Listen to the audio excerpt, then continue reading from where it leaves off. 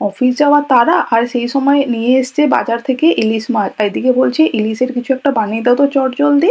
মাথায় তো হাত, টেনশন করো না আর, চটজলদি বলছি গ্যারেন্টি দিয়ে অফিসের জন্য রেডি হতে হতেই তৈরি হয়ে যাবে গরম গরম ইলিশের এই ঝোলটা। কোনোদিন যদি না খেয়ে থাকো চটজলদি বানিয়ে নিতে পারো, গরম ভাতের সঙ্গে একবার খেলে এর স্বাদ কোনোদিন ভুলবে না।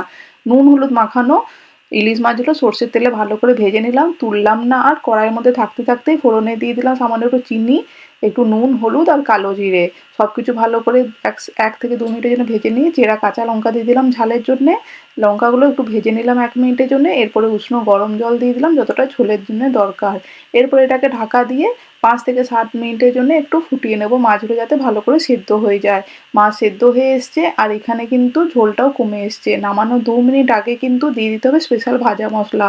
শুকনো কড়াইয়ে কালো সর্ষে সাদা সর্ষে সমান পরিমাণে নিয়ে সামান্য একটু নুন দিয়ে ভালো করে শুকনো কড়াইয়ে ভেজে নিয়ে সেটাকে পাউডার করে নেবে। গুঁড়িয়ে নেওয়ার জন্যে কিন্তু অনেক সময় সর্ষে তেতো হয়, একটু নুন দিলে কিন্তু আর কোনোদিন তেতো হবে না।